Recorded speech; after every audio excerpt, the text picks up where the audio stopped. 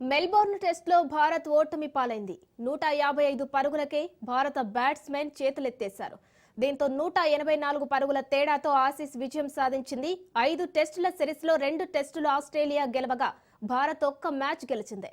అయితే ఇవాళ జరిగిన సెకండ్ ఇన్నింగ్స్లో జైస్వాల్ పంత్ మినహా మిగిలిన వారంతా విఫలమయ్యారు. ఎప్పటిలాగే రోహిత్, కోహ్లీ, రాహుల్ మరోసారి విఫలమయ్యారు.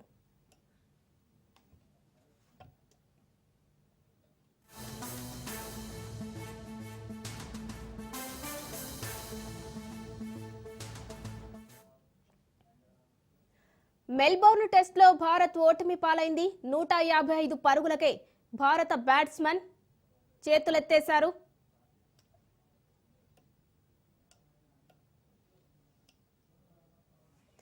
మెల్బోర్న్ వేదికగా ఆస్ట్రేలియాతో జరిగిన 4వ టెస్టులో 184 పరుగుల తేడాతో భారత జట్టు ఓడిపోయింది.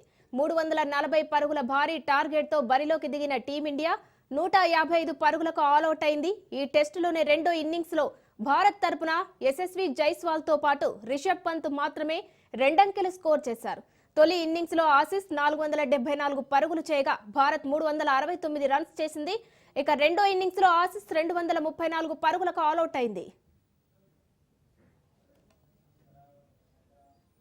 అయితే ఆఖరి వరకు డ్రా కోసం టీమిండియా ప్రయత్నించింది. అయినప్పటికీ ఆసీస్ బౌలర్లు అద్భుతంగా రాణించడంతో టీమిండియా ఓటమిని అంగీకరించాల్సి వచ్చింది. దీంతో 5 మ్యాచ్ల సిరీస్లో 2-1 ఆధిక్యంలోకి ఆస్ట్రేలియా టీం దూసుకుపోయింది. కాగా బోర్డర్ గవాస్కర్ ట్రోఫీలో 4 టెస్టుల్లో ఓడిన భారత్ వరల్డ్ టెస్ట్ ఛాంపియన్స్ టేబుల్లో 52.78%తో 3వ స్థానంలో కొనసాగుతుండగా ఆసీస్ సెకండ్ ప్లేస్ తో సరిపెట్టుకుంది.